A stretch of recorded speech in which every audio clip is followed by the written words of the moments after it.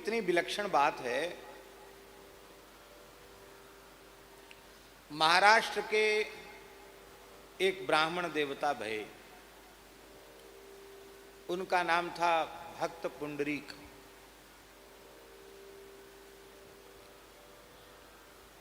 वे वेदादि शास्त्रों के मर्मज्ञ विद्वान थे।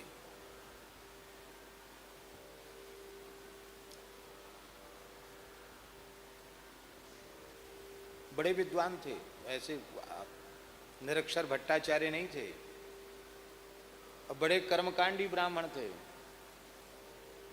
तीनों काल संध्या करने वाले, गायत्री आदि का जप करने वाले, पाठ पूजा करने वाले, सब काम करते थे। लेकिन वो अपनी पत्नी के भक्त थे। किसके भक्त थे? पत्नी भक्त थे, और बड़े उच्च कोटि के पत्नी भक्त थे, सामान्य कोटि के नहीं थे। उनके पिता माता वृद्ध थे, अकेली वह संतान थे। तो पिता माता ने कहा कि बेटा, भगवान के चरण कमलों से गंगा जी प्रकट भई हैं। हमारी एक ही इच्छा है कि हमने अब तक गंगा जी का दर्शन नहीं किया, हमें जीवन में एक बार तो गंगा स्नान करा दो। तो कहाँ ले चलें? बोले काशी ले चलो, काशी में विश्वनाथ जी का भी दर्शन हो जाएगा, गंगा स्नान हो जाएगा। काशी से फिर प्रयाग आ जाएंगे, प्रयाग में त्रिवेणी संगम में स्नान हो जाएगा, अब फिर अपने घर आ जाएंगे लौट के। आपने देखा कि भाई पिताजी बूढ़े हैं, माताजी बूढ़ी हैं, अब ये कह रहे हैं तो मान लो इनकी बात। इनकी पत्नी को पता चला ये जाएंगे, नाराज होगी, हमसे पूछा क्यों नहीं? मैं भी चलूंगी।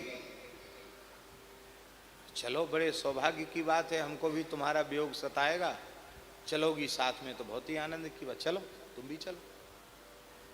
बोली मैं बहुत सुकुमारी हूं, इतनी लंबी यात्रा कैसे करूंगी, मेरे तो पांव में छाले पड़ जाएंगे, परेशान हो जाऊंगी।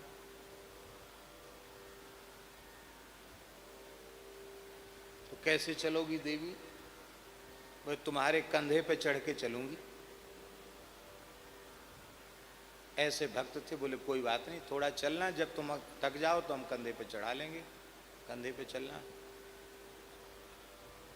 पिता माता बूढ़े पैदल चल रहे हैं और घरवाली कंधे पर बैठ के चल रही। पिता माता बोले कि बेटा, कैसे भक्त थे, सामान भी उन्हीं की पीठ पर बिचारों के, घरवाली ऊपर से चढ़ी कंधे पे। अब पिता माता बोले कि हमको पकड़ो नहीं तो हम गिर जाएंगे। बोले अब इतना तो संभव नहीं कि तुमको भी पकड़ के चलें। तो एक फंदा तो डाल दिया पिताजी के गले में कपड़े का, एक फंदा डाल दिया माताजी के गले में, और उसको जो है ना ऐसे लटका के ऐसे हाथ में यहाँ फंसा लिया जिसमें वो गिर नहीं पावे। ऐसी फांस नहीं लगाई कि वो कस के फांसी लग जाए, ऐसी फांस लगाई जो एक जैसी रहे। तो पिता माता के गले में फंदा डाल के घरवाली को कंधे पे बिठा के चल, आप पंढरपुर में जाइए, वहां ऐसी छवि लगी हुई है। घरवाली कंधे पर चढ़ी है और पिता माता के गले में फंदा पड़ा है। ऐसे घसीट के ले गए पिता माता को काशी, और काशी में जहां पंडा जी थे उनके घर में रुके। सब थके थे, गंगा स्नान तो हो ही गया था, विश्वनाथ जी का दर्शन हो गया था, पंडा जी के घर में रुके थे, सब सो रहे थे। पुंडरीक जी रात को उठे तो उन्होंने क्या देखा कि बड़े बड़े दिव्य पुरुष और बड़ी बड़ी दिव्य देवियां उस घर में सेवा कर रही हैं। तो एक बड़े भद्र पुरुष थे, बड़े दिव्य पुरुष थे, देखने में लग रहा था कोई बहुत तेजस्वी राजा हैं। तो उनको उन्होंने नमस्कार किया कि कोई देवता हैं। बोले आपका परिचय, आप जैसा दिव्य स्वरूप तो मैंने जीवन में कभी देखा नहीं। आपका परिचय? बोले पंडित जी मैं तीर्थराज प्रयाग हूँ। ये बोले ये अमुक तीर्थ हैं, ये अमुक तीर्थ हैं, ये अमुक तीर्थ हैं। और ये देवियाँ? बोले ये गंगा, यमुना, सरस्वती, नर्मदा, कावेरी, चंद्रभागा, ये सब पवित्र नदियाँ हैं। तो आप सब इतने लोग यहाँ कैसे? तो तीर्थराज प्रयाग बोले कि ये जो काशी के जो पंडा जी हैं, पुरोहित जी, ये अपने पिता माता की भगवत भाव से सेवा करते हैं। साक्षात लक्ष्मी नारायण का स्वरूप मान करके अपने पिता माता की सेवा करते हैं। तो इनकी पितृभक्ति से रीझ करके हम लोग इनके घर में सेवा करके निष्पाप होने आते हैं। इनके घर में सेवा मिल जाए तो हम भी पाप मुक्त हो जाएं, क्योंकि लोग पाप आकर हमें छोड़ते हैं।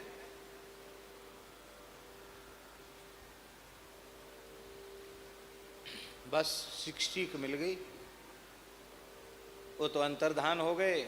आप सवेरे उठे, बोले अब चलना है। पत्नी तो तैयार थी कमर उसके कंधे पे चढ़ने के लिए। आपने एक कंधे पर बिठाया मैया को, बड़े बलवान थे, पुष्ट था शरीर, खूब मजबूत था। एक कंधे पर बिठाया पिताजी को, चरणों में प्रणाम किया रो करके कि हमने बहुत अपराध किया। पुत्र पिता माता को तीर्थ करावे तो धन्य है, पर हम आपके गले में पंधा डाल के घसीटते हुए लाए। महाराज क्षमा करना, आप मेरे भगवान हो। घरवाली बहुत बिगड़ी, ये क्या तुम्हारी बुद्धि खराब हो गई, क्या कर रहे हो? बोले अब तेरे गले में फंदा डालेंगे हम, तू नहीं चल सकती है ना, तो तेरे गले में फंदा डाल के ले चलेंगे। बहुत पहले तो उसने नाटक किया, बाद में वो समझ गई कि ये अपने विचार बदलने वाले। बोले तुम्हारी इच्छा हो तो यहीं रह जाओ, हमें अब जरूरत नहीं है, हम तो सेवा कर लेंगे, तुम्हारी आवश्यकता ही नहीं है, रहो यहीं। वो समझ गई कि बिल्कुल पक्का है ये ब्राह्मण। बेचारी क्या करती, मन मार के वो भी चली। देखो कान खोलकर सुन लो देवी, जैसे हमने आज से पिता माता की सेवा का व्रत लिया है, ऐसे ही तुम इस व्रत में सहयोगी रहोगी तो ही मेरे पास रह पाओगी, नहीं तो रह नहीं पाओगी, समझ लो।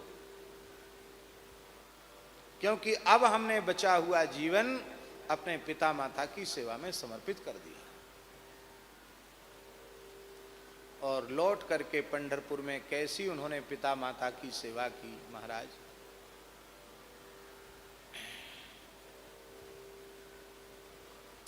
पंढरपुर आ गए और आकर के प्रेम से अपने पिता माता की सेवा करें।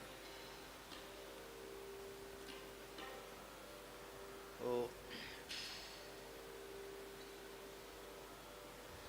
भगवान बहुत समय से, द्वापर के अंत से ही ठाकुर जी वहाँ विराजे हैं पंढरपुर में।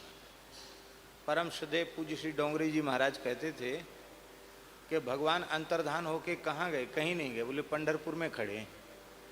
डोंगरी जी महाराज कहते थे भगवान श्री कृष्ण अंतर्धान होके गए नहीं कहीं, कहते पंढरपुर में द्वापर से कलयुग तक अब तक भक्तों से प्रेम करने के लिए कमर कस के खड़े, कमर पे हाथ धरे, कमर कस के खड़े ठाकुर जी, भक्तों से प्रेम करने के लिए।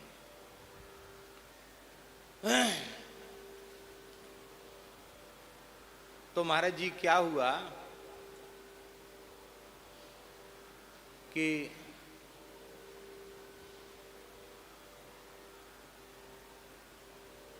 भक्त पुंडरीक की भक्ति पर ठाकुर जी रीझ गए।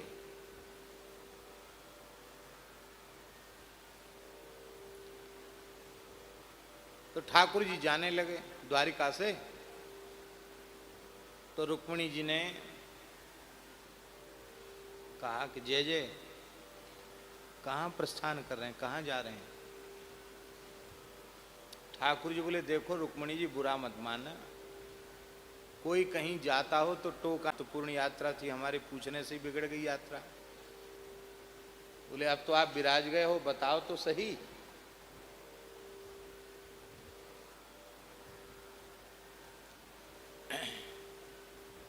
तब श्री ठाकुर जी बोले कि एक भक्त का दर्शन करने जा रहे हैं।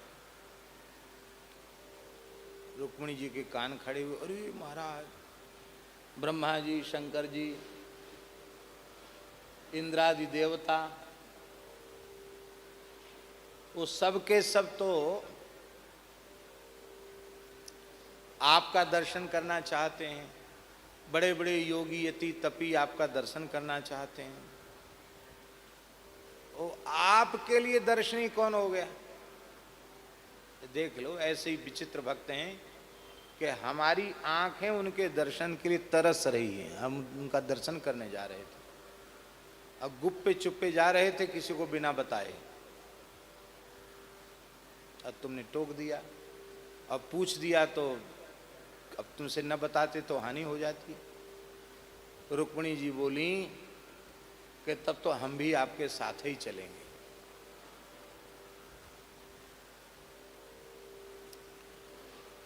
ठाकुर जी ने कहा इसलिए तो हम किसी को बताना नहीं चाहते थे कि सही बात कहेंगे तो कोई ना कोई पीछे भगत लग जाएगा। अब तुम पीछे लग गई। देखो, हमारे भक्त बड़े विचित्र होते हैं, उनको पहचान पाना बड़ा कठिन है, उनका व्यवहार भी बड़ा अटपटा होता है। और तुम हो महालक्ष्मी, तुम्हारी कृपा जिसको थोड़ी सी प्राप्त हो जाती है उसकी ठसक, लक्ष्मीवान की ठसक बहुत होती है। तो तुम्हारी थोड़ी सी कृपा दृष्टि किसी पर हो जाती है, वो बहुत ठसक वाला व्यक्ति बन जाता है। और तुमको कहीं वहाँ उचित सम्मान नहीं मिला तो तुम नाराज हो जाओगी, सब बात बिगड़ जाएगी। रुक्मिणी जी बोली, महाराज, जिनका दर्शन करने आप जा रहे हैं उनसे मैं सम्मान लेने जाऊंगी? आप भी कैसी बात करते हो? हमको सम्मान नहीं, हम तो दर्शन करने चल रहे हैं। तो चलो। रुक्मिणी जी ठाकुर जी दोनों चल करके पंढरपुर पधारे। उस समय श्री पुंडरीक जी अपने पिता माता को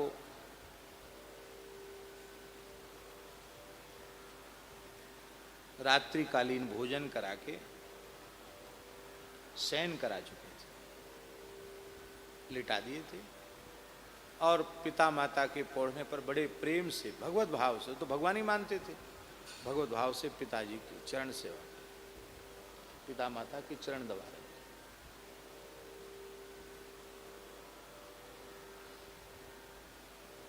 यहाँ आ जाओ, ये सब इसीलिए बिछा है कि लोग बैठे, यहाँ बैठते नहीं।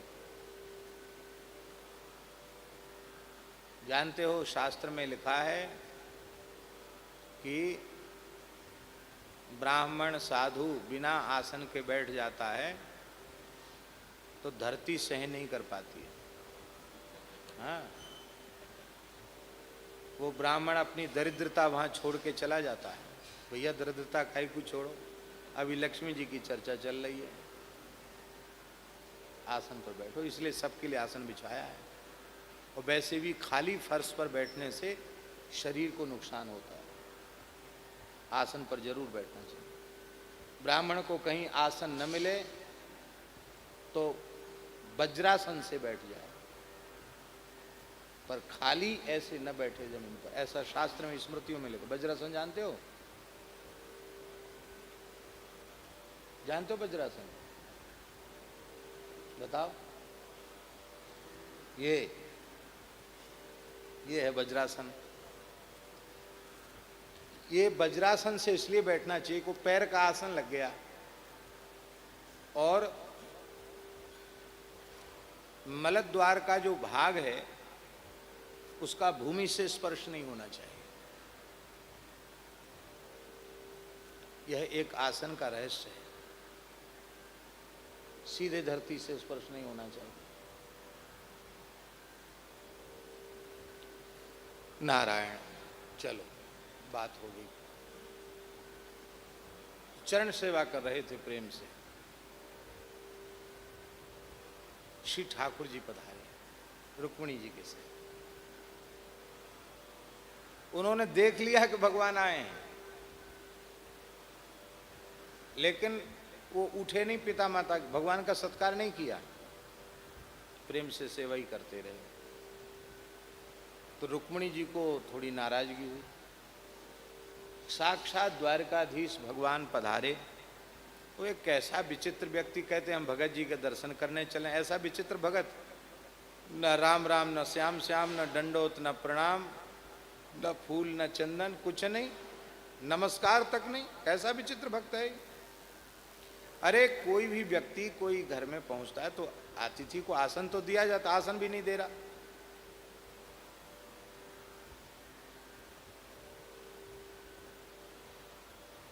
अब देखो आंखों आंखों से बातचीत हो रही, वो भीतरी कसमसा रही है रुक्मिणी जी। तो ठाकुर जी ने अपने नेत्रों के इशारे से भगत जी को कहा, ये थोड़ा सा नाराज हो रही हैं, हमारा सत्कार चाहती हैं। तो वो समझ गए, उन्होंने एक भाटा ईंटा बड़ा पत्थर का वैसे फेंक दिया आसन के, इस पे खड़े हो जाओ। तो श्री ठाकुर जी उस पर खड़े हो गए। आज भी पंढरीनाथ भगवान उसी ईंट पर खड़े हैं।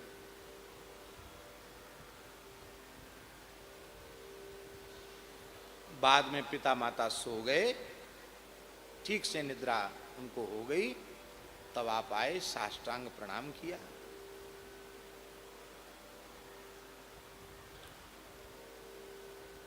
तो भगवान ने पूछा कि भगत जी हमारी तो कोई बात नहीं है,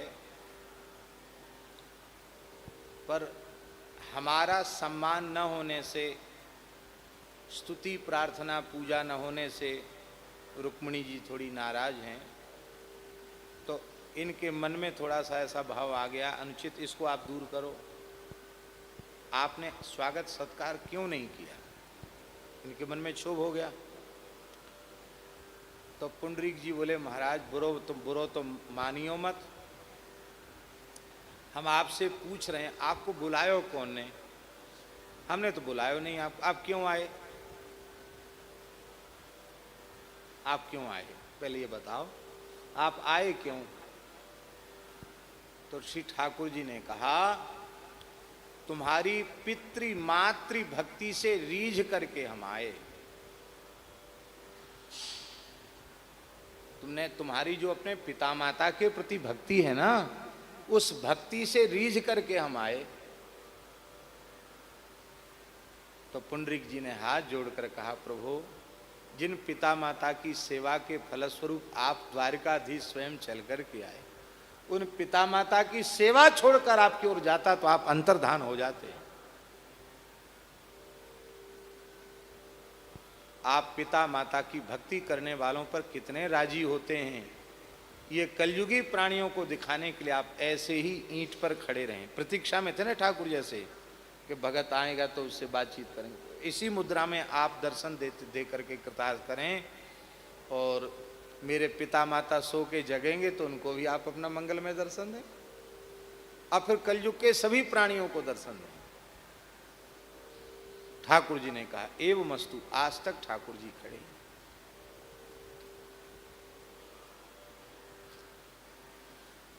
भगवत भाव से जहां आप बहुत अधिक भगवत भाव से आदर देने की क्रिया करेंगे, तो उसमें पूजा तो वो हो ही गई, उनको सुख पहुंचाया जा रहा है सेव्य को, इसलिए वो सेवा भी हो गई, और देह इंद्रिय आदि की क्रिया हो रही है, इसलिए वो काम भी हो गया। अब क्रिया एक जैसी है, समय वैसा ही लगा, समय उतना ही लगा, श्रम उतना ही हुआ, और एक तो बन गया काम, एक बन गई सेवा, और एक बन गई पूजा। तो अब आप बुद्धिमान हो, लाभ किस में है? पूजा में लाभ है। अरे 100 रुपया के भीतर 10 रुपया, 20 रुपया, 50 रुपया, 99 रुपया तक 100 रुपया के भीतर आ गया।